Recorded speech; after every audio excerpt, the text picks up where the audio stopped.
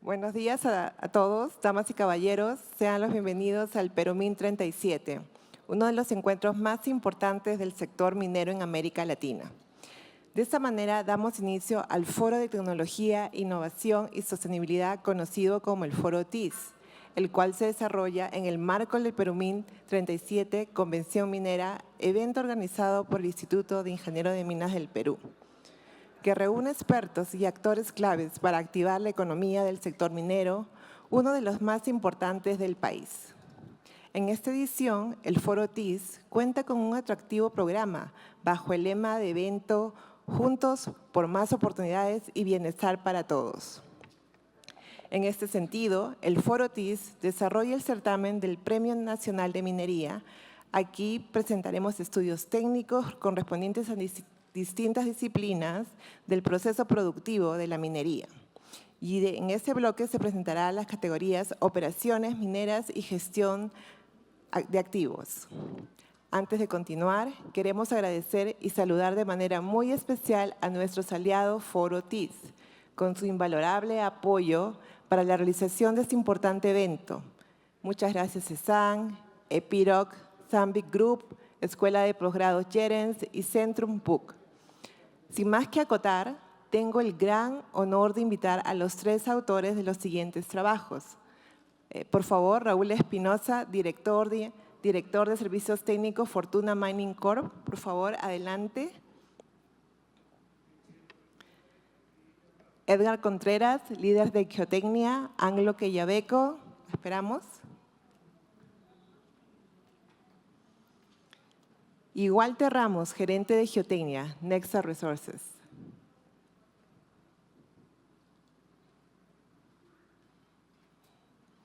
Bienvenidos a todos.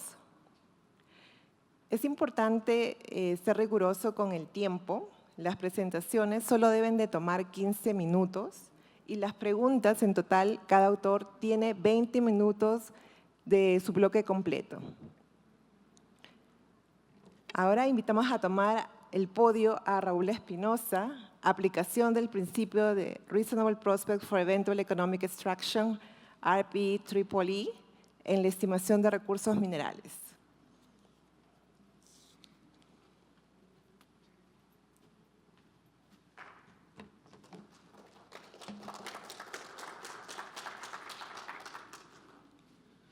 Buenos días con todos. Muchas gracias al Instituto de Ingenieros de Minas del Perú por esta invitación y bastante honrado de poder participar y explicar un poco, presentar un poco lo que venimos haciendo en Fortuna en algunos aspectos. ¿Okay? Un poco el concepto del, voy a resumirlo, ¿no?, del RPEEE o RP3BCC, que es las perspectivas razonables para una eventual extracción económica, ¿no?, que es una base fundamental que es lo que estamos utilizando actualmente en Fortuna Mining para poder darle un mayor soporte a nuestros recursos minerales, ¿no? Este principio ya lo venimos aplicando en Fortuna aproximadamente 2 años, ¿no? Lo hemos adoptado como parte integral de nuestro proceso de estimación de recursos y reservas, ¿no?, en Fortuna, y es principalmente para el soporte de la información en el tema de recursos minerales, ¿no? Esto que implica que vamos a tener que hacer una evaluación un poco más exigente en respecto a qué son recursos minerales, ¿no? Saliendo un poco del contexto de los procesos que normalmente aplicamos, ¿no? ¿Cuáles son estos procesos normalmente que aplicamos? Que es la toma de datos, la parte de análisis estadístico, el análisis geoestadístico, la metodología de estimación y posteriormente hacer la tabulación y presentar cuántos son los recursos, ¿no? En este caso sí vamos a ser un poco más rigurosos y voy a ir explicando de qué consiste esto, ¿no? Entonces, ese es un poco el objetivo de esta presentación, explicar la metodología que estamos aplicando, qué parámetros técnicos estamos considerando, ¿no?, y cuál es la importancia de poder aplicar esta misma metodología, ¿no? Consideraciones técnicas, ya se los mencionaba hace un momento, ¿no? Lo que buscamos es seguir o continuar con las guías del CIM, ¿no?, que es de CIM 2019, de Estimation of Mineral Resources and Mineral Reserve of Best Practices Guidelines, ¿no? Y quiero ya mantenerme un poco en la diferenciación entre el NI 43101 y el CIM, ¿no? El NI es como una norma, una reglamentación que nos indica qué cosa hay que presentar un reporte técnico que va al público, en este caso a las personas que son inversionistas. Pero quien nos establece las pautas para poder cumplir con este INI son las guías del CIM, ¿no? Y que nos explica un poco qué es un cutoff, qué cutoffs hay que presentar, qué clase de información, cómo esta información debería ir incluyéndose en un reporte técnico, ¿no? Entonces, hay que hacer esa diferenciación porque muchas personas confunden a veces los términos, siempre miran estándares NI cuando el estándar realmente es el CIM, ¿no? Entonces, el proceso de la estimación requiere todos estos procesos que la mayoría de colegas geólogos, yo soy ingeniero de minas, por cierto, manejan, ¿no? Recopilación de datos, data análisis, análisis estadísticos, determinación de los dominios, la metodología de estimación, etcétera, ¿no? Creo que en ese punto estamos todos de acuerdo. Pero hay 4 elementos que hemos tratado de presentar, que es, por ejemplo, la explotación a cielo abierto, que lo vamos a indicar un poco más en sí. Hay que definir cómo vamos a extraer este depósito. Después tenemos la explotación subterránea. Lo importante en ambos casos es la restricción de volumen, porque ya tenemos que restringir a un volumen que nos indique, que nos dé una probabilidad de que esto se va a extraer de forma económica. Y finalmente hay otros criterios o factores que los voy a ir mencionando, ¿no? Entonces, esto es importante porque la persona calificada de recursos debe asegurarse que los criterios presentados en la guía del CIM, ¿no? Y los factores explicados tengan razonabilidad de ser factibles, ¿no? Y este es un punto importante porque la razonabilidad es un concepto un poco gris, ¿no? ¿Qué es la razonabilidad? Justamente en el presente trabajo le queremos dar un poco esa guía de a qué llamamos razonable, ¿no? Sin embargo, el juicio de la persona calificada o del QP está basado mucho en su experiencia y en los factores que va a implicar para poder demostrar que hay una razonable potencial forma de poder extraer este depósito, ¿no? Una de las consideraciones es la ley de corte de recursos, ¿no? Todos los que somos ingenieros de minas y trabajamos en la parte de reservas, determinamos esto de forma bastante clara, ¿no? Cuáles son la ley de corte de las reservas.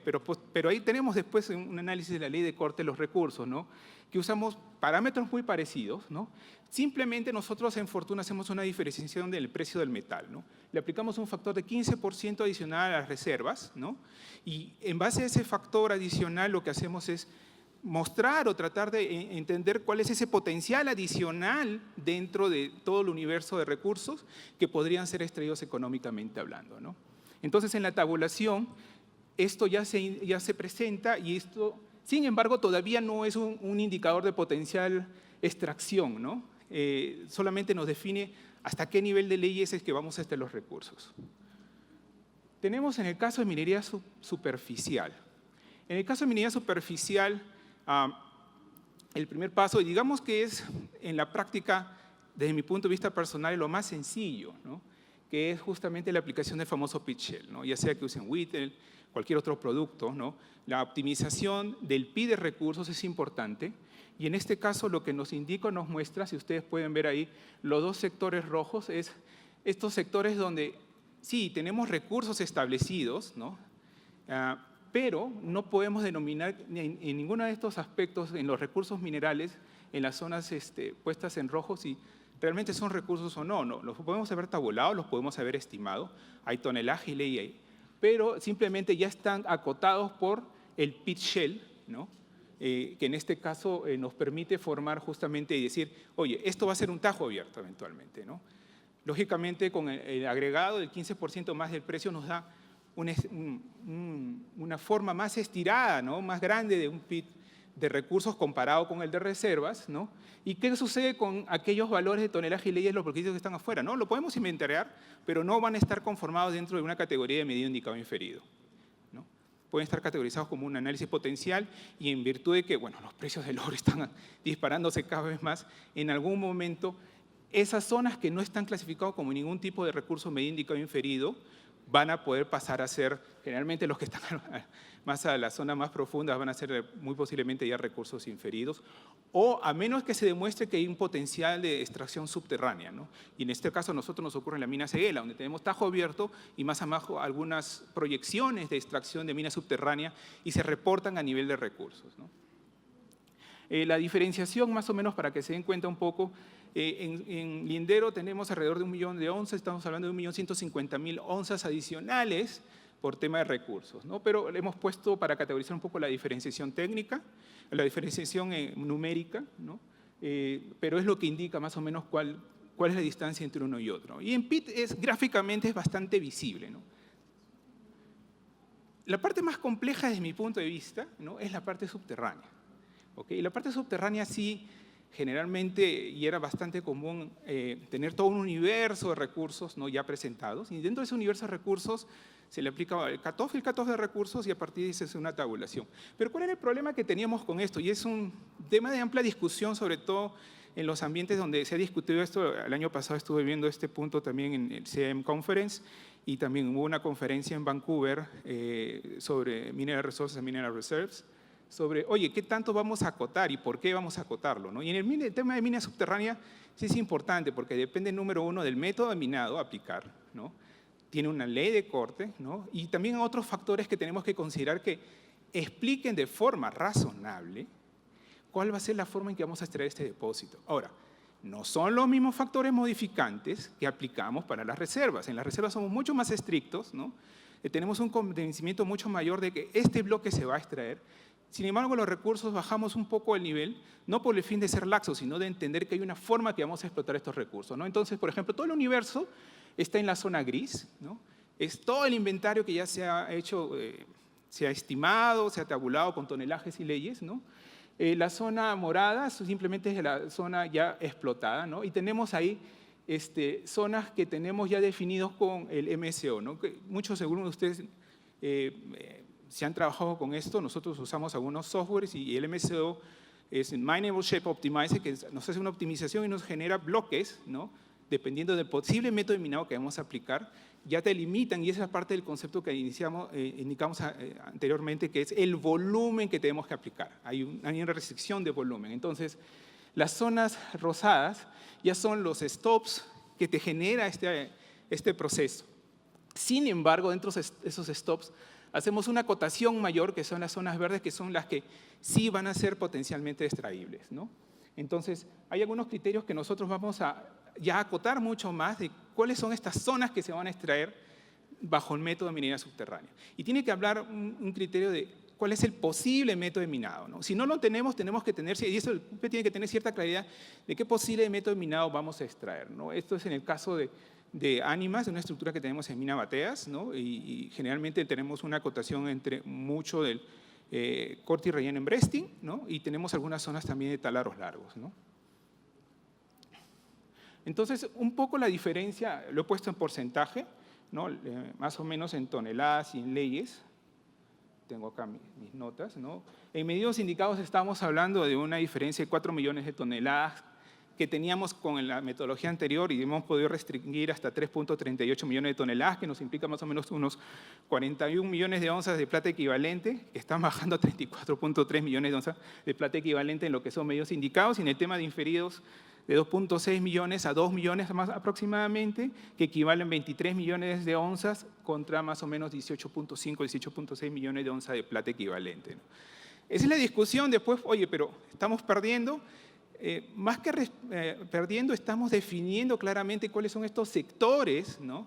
En base a esa acotación volumétrica de zonas que sí tienen un mayor criterio de que estos van a ser económicamente extraíbles, ¿no?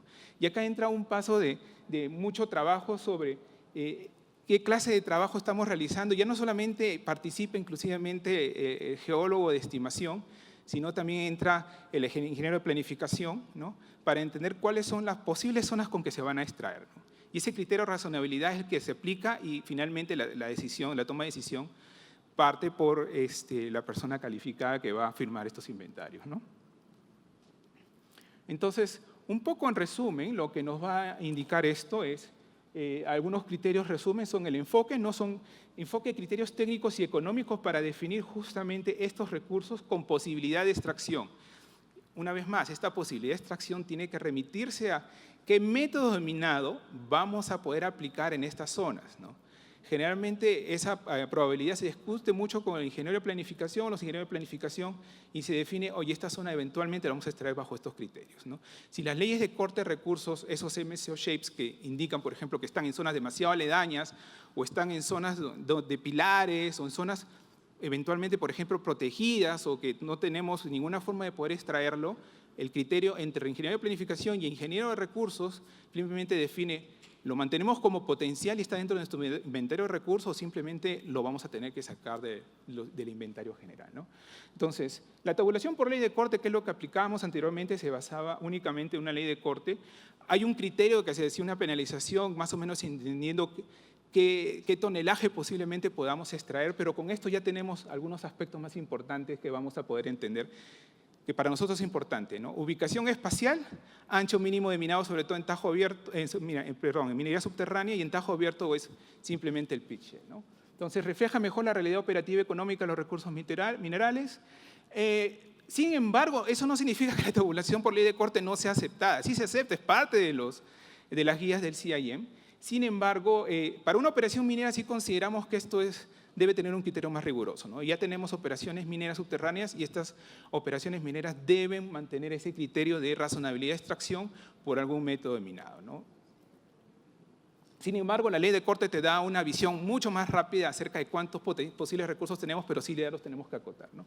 La desventaja sí es correcto, requiere más información, tiempo y colaboración interdisciplinaria.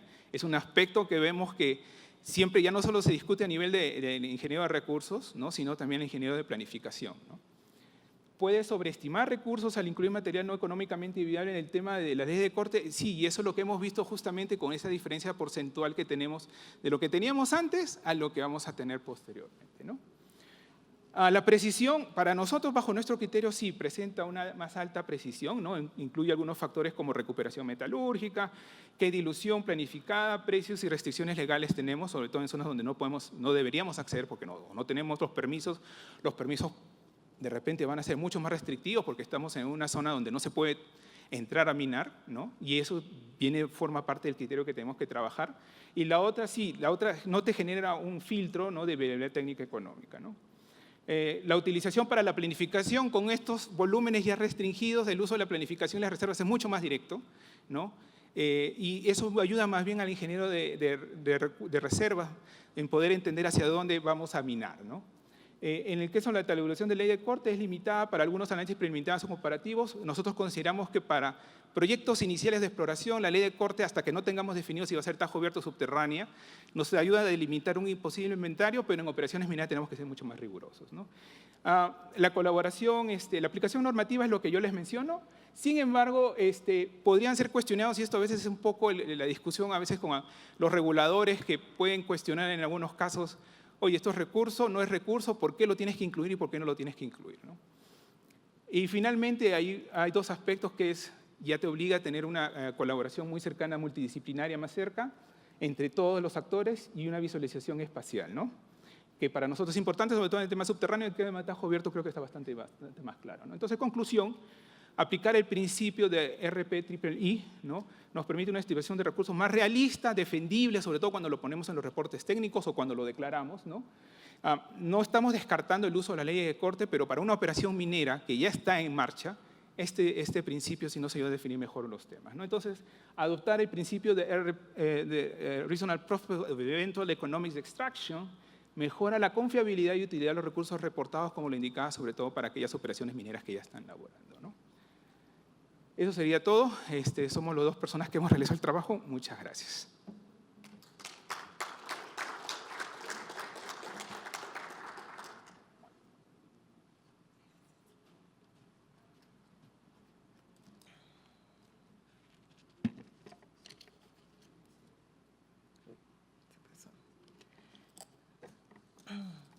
Muchas gracias, Raúl, por la excelente presentación. Yo creo que es importante traer concientización justamente a este aspecto del RPIII, que es perspectivas razonables para una eventual extracción económica. Y tengo una pregunta con respecto, justamente, basado en la experiencia que ustedes ya están incorporando este requerimiento en sus minas, lo que es importante para los reportes públicos, ya que los reguladores revisan mucho ese punto. ¿Han visto alguna mejora de conversión entre el medido y el indicado de recursos en la tasa de conversión hacia reservas? ¿Han visto alguna mejora en eso? En la tasa de conversión no necesariamente, pero sí, sobre todo en el proceso Cuando tenemos todo el universo de recursos y cuando esto después pasa al analista, al planificador de minas, ¿no? Como ya está restringido, ya tenemos los bloques de recursos, el planificador tiene una mayor certeza de dónde es que los anchos de minado o los factores modificantes que estoy aplicando justamente nos permite y nos indica dónde es que voy a extraer, porque a veces tú le presentas un universo de recursos y después cuando empiezas a tener bloquecitos ya de reservas es donde tienes que verificar si esto va a ser extraíble o no. Sin embargo, nuestra práctica común de factores de convertibilidad nos ha dado un buen número de cómo están nuestros cambios en medidos indicados, aunque medidos indicados está bastante preciso, es más en inferidos donde tenemos que acotar más esto.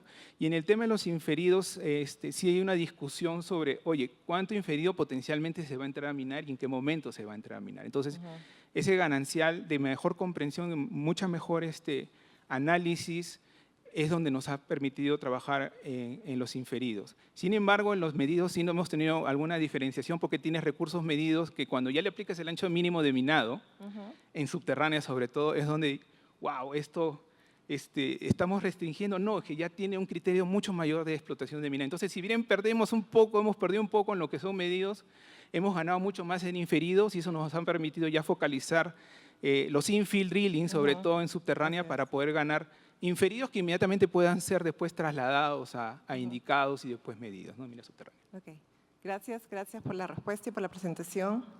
Bueno, ahora seguimos con un aplauso, por favor, para Raúl. Invitamos ahora a Edgar Contreras, caso de éxito en la gestión de riesgos de la inestabilidad de pared este de fase 2, Tajo Quellaveco.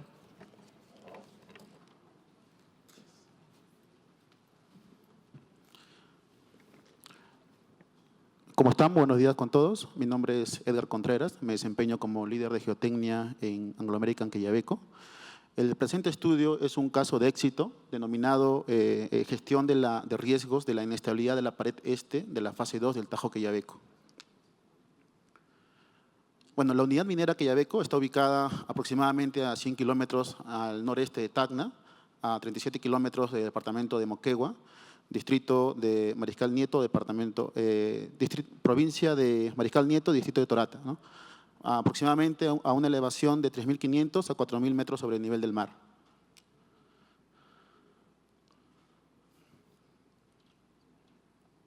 Como introducción es importante mencionar que el Tajo Quellaveco presenta materiales débiles de baja competencia asociadas a la zona de estudio en el sector noreste entre el nivel 3765 y nivel 3630, ¿no?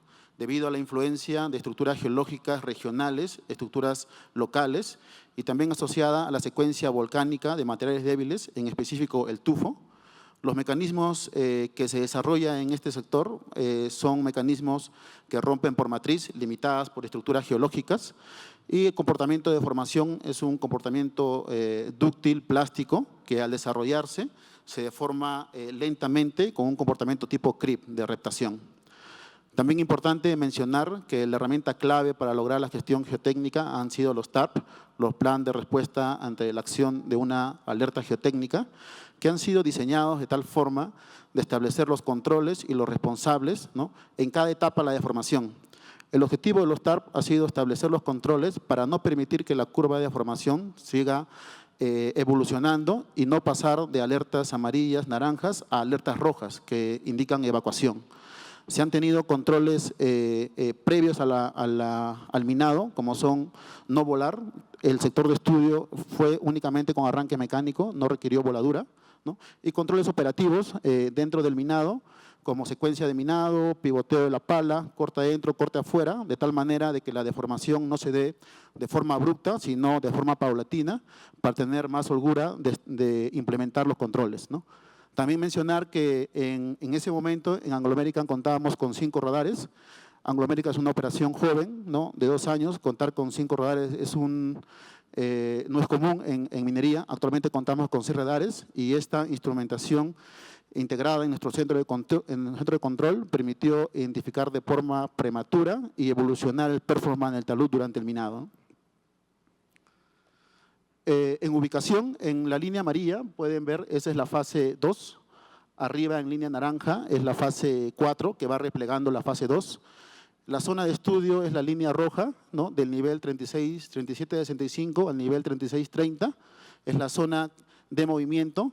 La línea negra es una zona que denominamos K-Block, que es la zona más sensible dentro de la línea roja, que al inducirle esfuerzo con el minado, pues hacía activar todo el sector de estudio, ¿no? Objetivos, en primer lugar, la seguridad de las personas y los equipos. En segundo lugar, diseñar e implementar alternativas de minado seguras para evitar deslizamientos hasta el nivel 3585. Para poner en contexto, nosotros tuvimos un asentamiento en el nivel 3630 y nos faltaban 3 bancos para llegar al nivel 3585, donde existía una rampa de desacople. La hipótesis era de que este mecanismo, al tener la rampa de desacople en el nivel 3585, terminaría su proceso de deformación, ¿no? Y la rampa de desacople funcionaría como una limitación de la deformación para seguir la profundización. Como otro objetivo es lograr la gestión de la inestabilidad mediante el monitoreo continuo y un TAR específico diseñado exclusivamente para la gestión de este sector, ¿no? Y como mencioné, reducir la postergación de cobre fino ante un deslizamiento y cambio de diseño, ¿no? Lo que se buscaba es que el sector en estudio solo se deforme, se asiente, mas no se deslice, no genere un largo de derrame, debido a que un largo de derrame viene asociado de una limpieza y condiciones en la escarpa de falla que harían operativamente más complejo la recuperación, ¿no? Asumiendo cambios de diseño mínimos, cambios de diseño mínimos, ¿no? Para no postergar el cobre fino, ¿no? en mayor cantidad.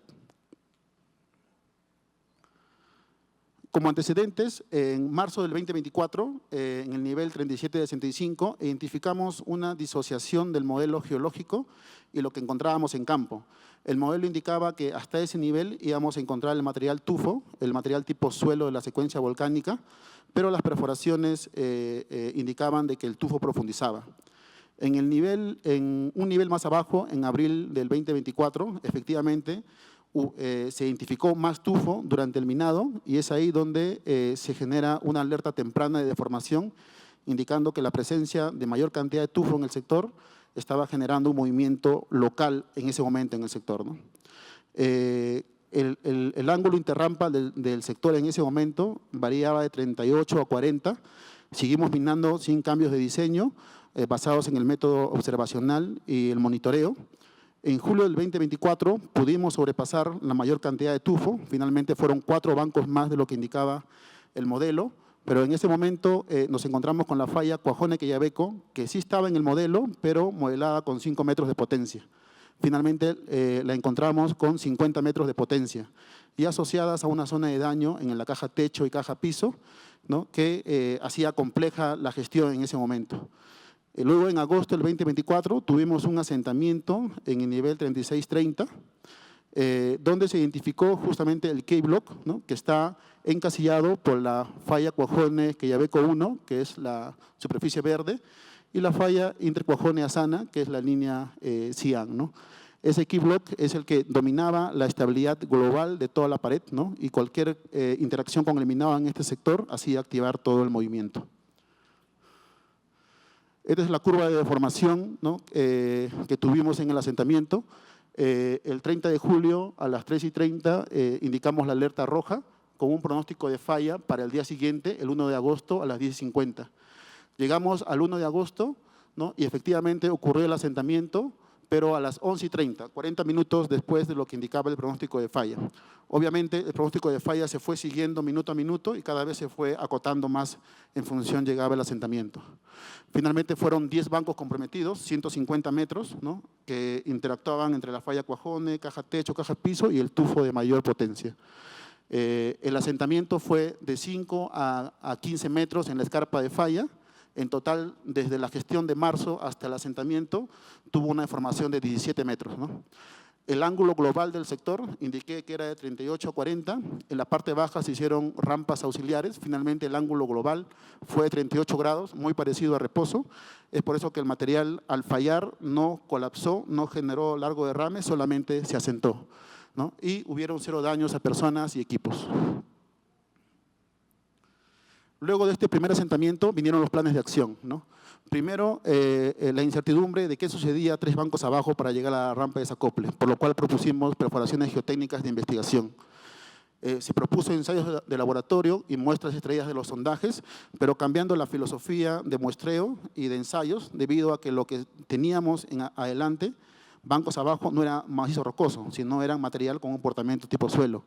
Así que hicimos ensayos triaxiales consolidados drenados, tratando de capturar la resistencia de la fracción gruesa, ¿no? Como saben, estamos limitados, por lo menos en Perú, por probetas de 6 pulgadas, lo cual no permite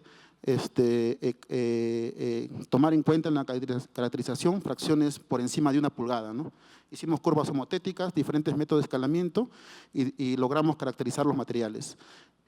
Como plan de acción también los análisis 2D y 3D de equilibrio límite preliminares con propiedades de back análisis calculadas por el asentamiento, un análisis de largo de derrame, un análisis runout del peor de los casos, de cuál sería el largo de derrame que generaría este deslizamiento si llegara a colapsar, ¿no? Y posteriormente, una vez teniendo los datos duros de los ensayos, un análisis numérico 3D. Este es el TARP con el que trabajamos para la gestión de la inestabilidad y la profundización. Como ven, tenemos alertas amarillas, naranja, roja, cada uno con sus responsables y los planes de acción.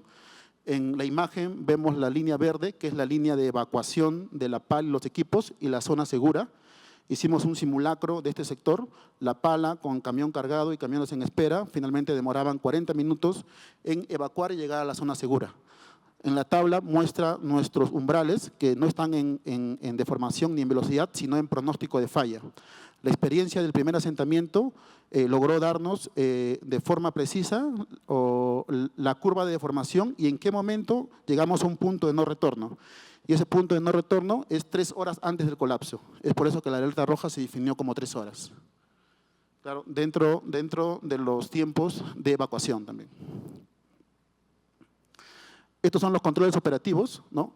Finalmente, el largo de derrame diseñado fue de 40 metros, ¿no? Esos 40 metros no se tocaron, ¿no? Solo se minó en la zona A el corte afuera. La hipótesis en ese momento era que al minar la zona A podía colapsar. Con el monitoreo y la experiencia se vio que no hubo mayor interacción o movimiento en el sector. Los 40 metros nos sirvieron para hacer la investigación geotécnica. Luego de hacer la perforación geotécnica, la pala ubicada en el punto E tenía como prioridad minar del punto E al punto C, debido a que era la zona fuera del key block. Luego de acabar esa zona, el minado iba de este a oeste del punto E al punto B, ¿no? Que es la zona más sensible del key block, ¿no?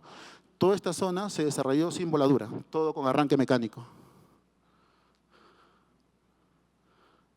Finalmente, hicimos un análisis retrospectivo, un back análisis de las propiedades con el primer asentamiento, donde calibramos las propiedades del tufo, de la falla cuajone, de la caja techo y caja piso, del key block. Hicimos análisis 2D y 3D preliminares, donde indicaban que como diseño, los 3 bancos que faltaban minar para llegar a la rampa de desacople tenían un interrampa de 45. Con las propiedades calibradas y un interrampa de 45, los factores de seguridad estaban por debajo de 1, ¿no? Tuvimos alternativas de diseño. La alternativa de diseño que finalmente se tomó en cuenta fue reducir el ángulo interrampa de 35 a 34 grados, replegando 23 metros el diseño del norte hacia el sur. Y esto daba factores de seguridad todavía por debajo del criterio, por encima de 1 de factores de seguridad, ¿no? Una vez teniendo los datos duros, pasamos al análisis de equilibrio límite 3D y al análisis numérico 3D. Con los datos duros se pudo verificar de que la profundización de los 3 bancos hasta el nivel de la rampa 3585 arrojaba un factor de seguridad de 1.1. Y el análisis numérico indicaba que los indicadores de plasticidad no se desarrollaban por debajo de la rampa, ¿no? Y la franja de corte también era discontinua y se truncaba en la rampa de desacople, ¿no? Finalmente, esta es una imagen. El 3630, como ven, es el límite inferior a la línea roja. Logramos minar esos 3 bancos. No tuvimos una alerta roja, no tuvimos asentamientos ni deslizamiento, debido a que los controles funcionaron. La filosofía era controles operativos para no evolucionar en la deformación y mantenernos solo en alerta naranja y la alerta amarilla y no evolucionar a una alerta roja, ¿no? Finalmente, pudimos llegar al objetivo con 0 daños a personas y equipos. Como conclusiones, ¿no? La gestión eficaz de inestabilidades de taludes requiere un enfoque multidisciplinario, ¿no? No solo de geotecnia, sino de geología, operaciones, planeamiento, ¿no? Y los planes operativos deben ser adaptativos, ¿no? En función al performance del talud que se va midiendo, ¿no? Es decir, los movimientos de las palas eran difíciles de planear, sino que se iban adaptando en función, el radar iba indicando algún movimiento, ¿no? La implementación de los TAR específicos permitió gestionar de forma segura la inestabilidad, garantizando la continuidad de la operación sin comprometer la seguridad, ¿no? El conocimiento pleno del tipo de deformación, que es una deformación plástica, dúctil, permitió utilizar TARP, ¿no? Con pronóstico de falla, ¿no? Y tener más holgura y más certeza del comportamiento de deformación y el punto de no retorno ante una alerta roja, ¿no? Bueno, el pronóstico de colapso permitió justamente lo que menciono. Y como último, el caso de estudio demuestra que es posible gestionar ciertas condiciones de inestabilidad, ¿no? Si se implementan estrategias de investigación, conocimiento del mecanismo, controles operativos adecuados, ¿no? Que hacen posible y seguro la operación minera, ¿no? Bueno, como agradecimientos, agradecer a la organización, a la 37ª Convención Minera por el espacio y por permitirnos exponer este caso de éxito, y Anglo American por el apoyo y la disponibilidad para dar esta información a la comunidad minera, ¿no? Y los autores y coautores, Newton Jonás Ojeda, ¿no? Y Giffer Mamani Colca. Gracias.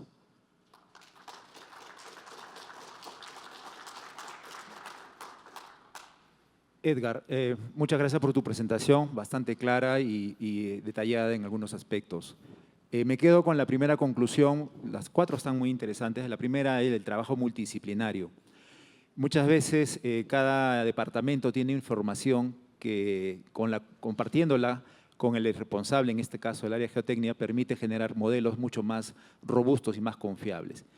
Por ejemplo, en el caso de geología, muchas veces ellos tienen mucho más información que probablemente pueda tener el departamento de geotecnia.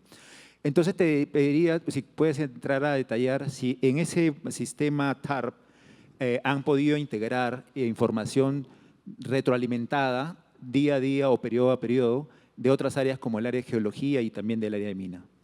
Sí, correcto. En realidad, los TARP han evolucionado bastante en el tiempo de Quellaveco, ¿no? En esta oportunidad estamos mostrando el caso de estudio de fase 2, pero hemos tenido experiencias en la fase 1, experiencias en el minado de la zona sur del Tajo, ¿no? Que han llevado a incorporar un TARP donde cada persona y con nombres son responsables de una actividad, ¿no?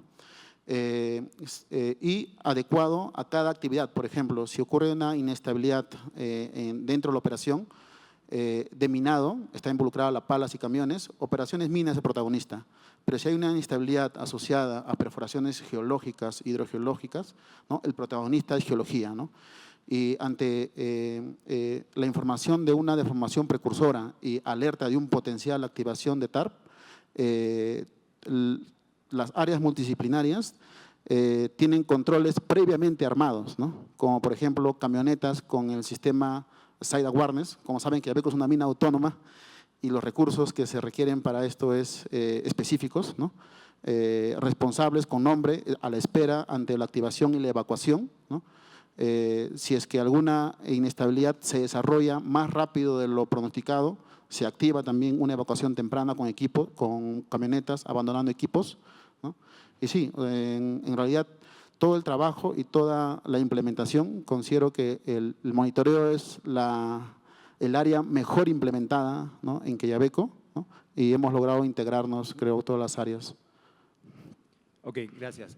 Segunda pregunta, el tema de la tabla que mostraste con los rangos de deformaciones. Los tajos abiertos son áreas bastante extensas y muchas veces se presentan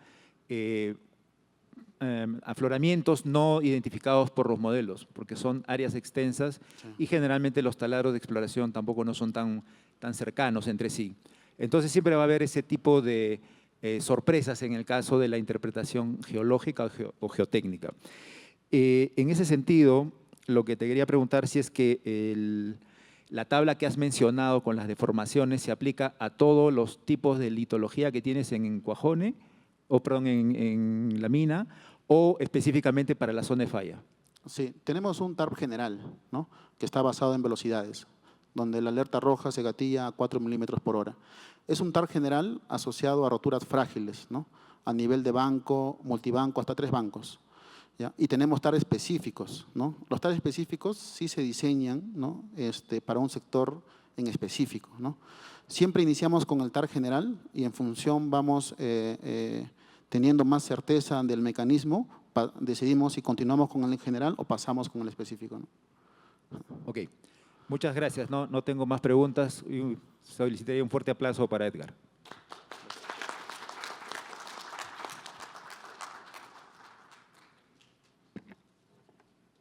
Gracias, Edgar Contreras, por tu excelente presentación y también a Eddie García por las preguntas. Ahora continuamos con Walter Ramos, implementación del método Shingle Block Caving. Walter, por favor.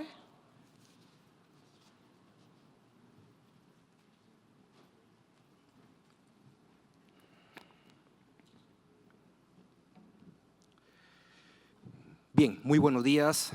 Como sabemos, siempre en la industria minera estamos buscando hacer cosas distintas, ¿no?, para poder obtener resultados distintos. En esta oportunidad, Walter Ramos, gerente de Geomecánica y Geotecnia, le va a compartir la experiencia en Cerro Lindo de la implementación de un nuevo método de minado en la variante de block caving con función en shearing, es decir, un relleno continuo por la parte superior para evitar la subsidencia. Bien, vamos a relatar brevemente el cambio histórico que estamos generando en Cerro Lindo. La gestión del riesgo, como cualquier proyecto importante, se fundamenta en ello, la parte operativa y las principales conclusiones que tenemos a la fecha.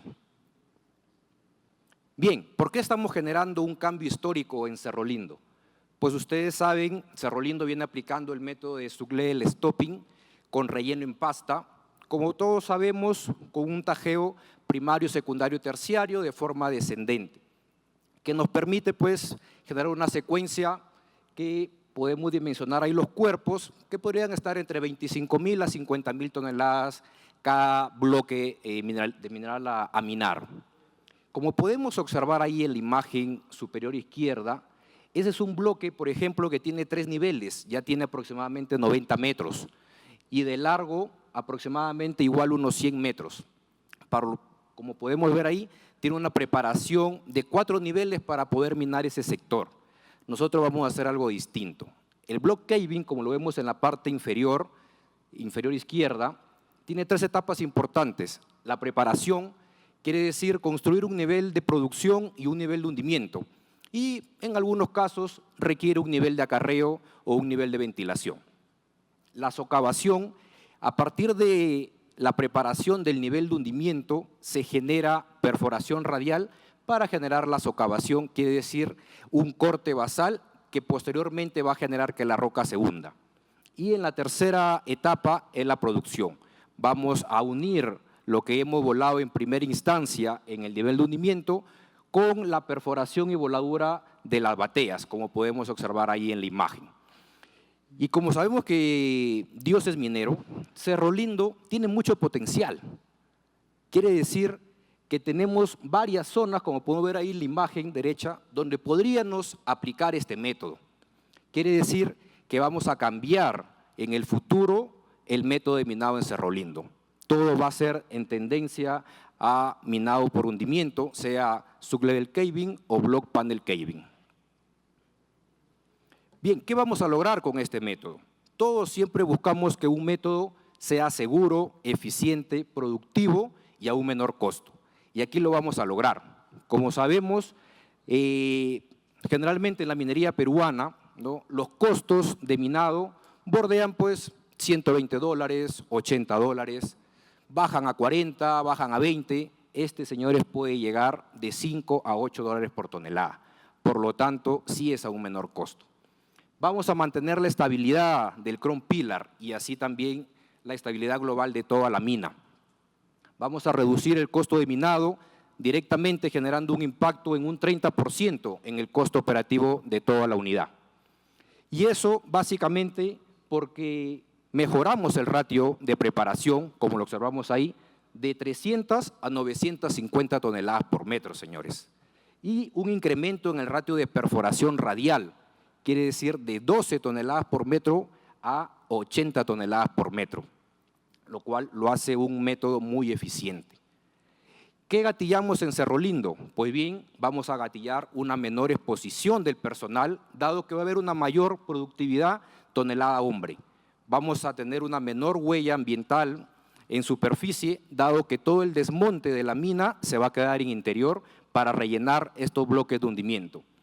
Vamos a disminuir también los vacíos que tenemos por el minado antiguo, dado de que estos bloques se van a rellenar con detrítico, por lo tanto vamos a disponer de mayor pasta para poder darle mayor estabilidad a la mina. Y vamos a aumentar la preparación minera en todo sentido, quiere decir que vamos a tener una mina preparada de hasta 6 meses. Y, por supuesto, el uso de tecnología para poder lograr la seguridad de las personas y la eficiencia operativa. Bien, ¿cómo lo estamos ejecutando? Todo está enmarcado en seguridad. ¿Por qué? Todos nuestros procesos los hemos alineado hacia un entorno de seguridad.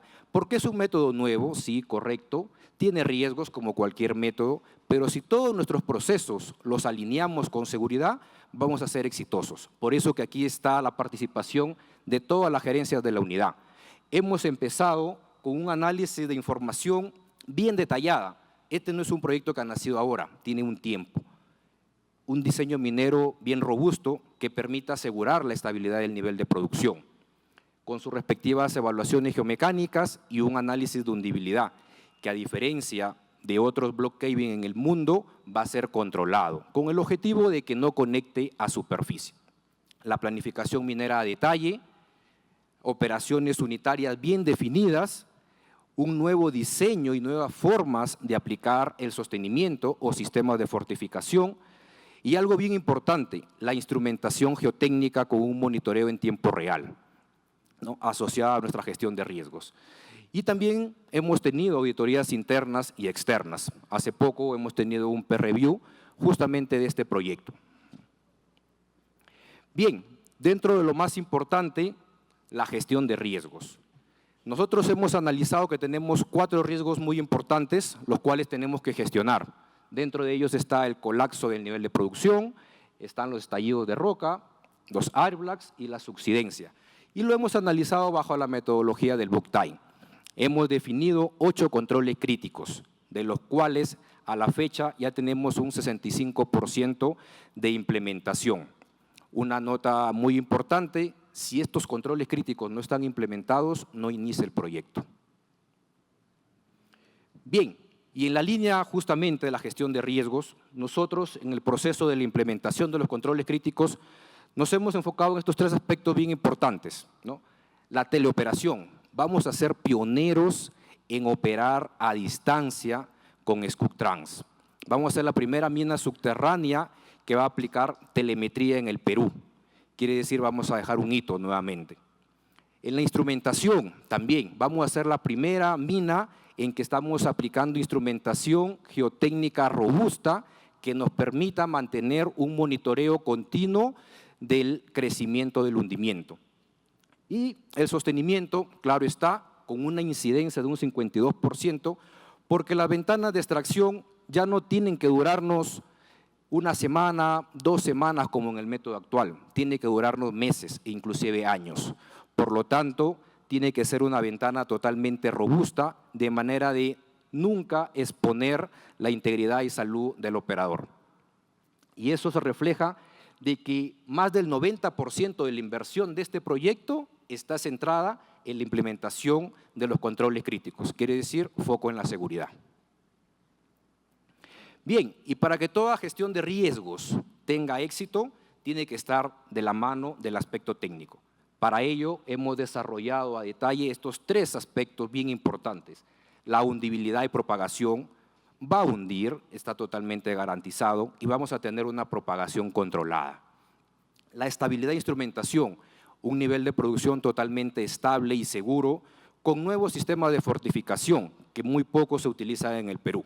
Para ello hemos realizado visitas a diferentes minas en Chile, en Brasil, para obtener las mejores prácticas operativas. Y la instrumentación, como les comentaba, vamos a tener una instrumentación robusta que nos permita saber qué está pasando en el hundimiento, porque la instrumentación van a ser nuestros ojos, dado de que nadie puede ingresar a la zona del hundimiento. Y una planificación minera detallada, ya vamos a minar en esta primera oportunidad, con este primer proyecto, más de 2.3 millones de mineral. ¿Ya? Las áreas son básicamente 4.000 metros cuadrados a 6.000 metros cuadrados. Vamos a tener una recuperación minera de un 75%, una dilución de un 30%. Nuestra malla de extracción está definida en 26 por 16 metros y vamos a llegar a una producción diaria de 6.000 toneladas por día, solamente en estos dos bloques, señores. Quiere decir un 30%, más del 30% de la producción de Cerro Lindo. Y ahí está nuestro ramp-up, justamente es algo lento al inicio porque necesitamos tener un hundimiento controlado. Desde el punto de vista operativo, nosotros actualmente nos encontramos ya en un 70% de avance del proyecto y próximos a realizar la primera voladura. Este hito se va a marcar el próximo mes, la última semana de octubre tenemos este evento. Actualmente nos encontramos justamente en la perforación radial de la socavación, en la instalación de las cimbras, finalizando toda la instalación de la instrumentación y aquí tenemos justamente toda la parte que va a implicar la operación. La teleoperación, estamos en proceso, la gestión de flota en tiempo real. Aquí necesitamos mucha disciplina operacional y para ello estamos implementando un sistema que se va a instalar en los SCUPs y nuevamente vamos a ser pioneros en este sistema. Gestión de flota en tiempo real para saber exactamente cuántas baldadas se están extrayendo de cada punto de extracción y así no generar anomalías en la propagación del caving. Entrenamiento continuo, tenemos mucha sinergia con los proveedores de manera de que nuestros operadores estén siempre en constante capacitación, al igual que nuestra supervisión que va a ser exclusiva para este proyecto. Y los TAR operativos y TAR geomecánicos, como todos sabemos, tenemos que trabajar con estos TAR para poder asegurar y reaccionar a tiempo. Y la excelencia operacional que siempre nos debe acompañar en cualquier proceso minero. Bien, ¿qué resultados tenemos a la fecha? Pues actualmente ya hemos terminado toda la preparación horizontal con más de 2.600 metros. La preparación vertical también hemos marcado un cambio, hemos hecho perforación ascendente ciega con equipos blind hole, 135 metros. Hemos rehabilitado más de 450 metros en la zona del nivel de hundimiento.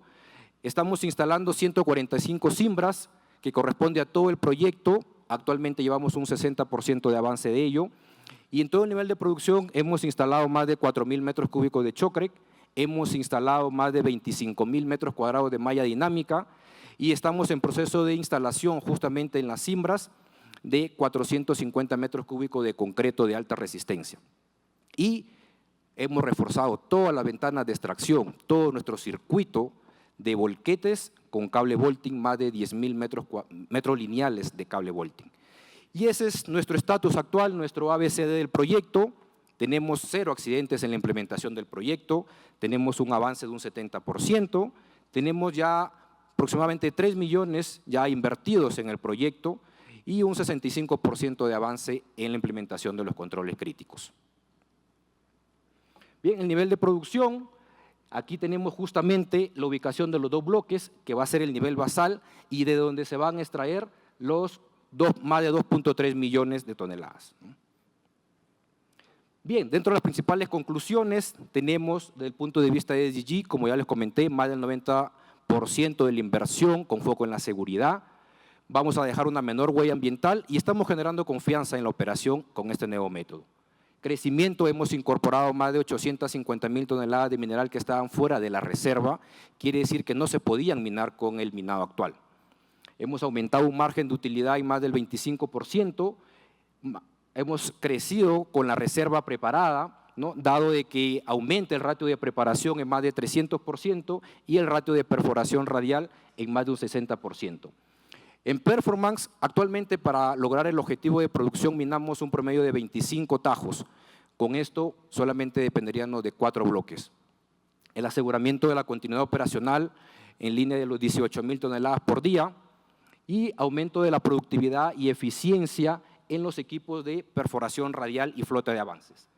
Generación de valor, por supuesto que estamos generando valor. Estamos generando conocimiento y mucha experiencia, dado que es el primer block caving en el Perú. Hay una gran atracción por todos los stakeholders que están participando en este proyecto, porque sabemos que en el Perú se vienen más proyectos de block caving, por lo tanto acá ya lo estamos empezando.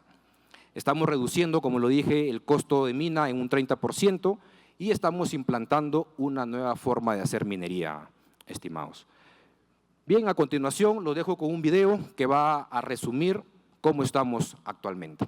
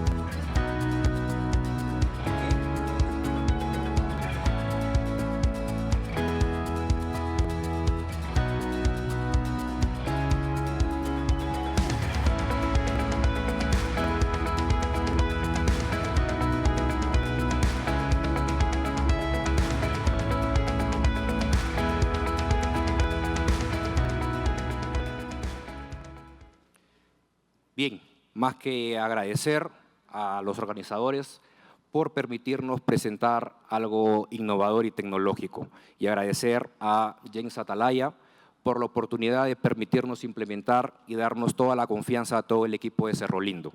Así que muchas gracias.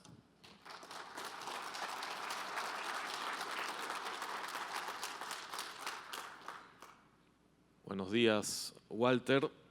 Te felicito a ti, a todo el equipo. Tuve la oportunidad de leer el trabajo, entonces también quería felicitar a John Valdera y a Gabriel Bujaico, creo que son coautores, ¿no? Y obviamente a todo el equipo de Cerro Lindo, a James, y esto seguramente viene desde la gerencia general, ¿no? La verdad es que me alegra mucho que operaciones que van obviamente evolucionando y enfrentando nuevos desafíos salgan de esa zona de confort, ¿no? Que a veces nos impide hacer los cambios, ¿no?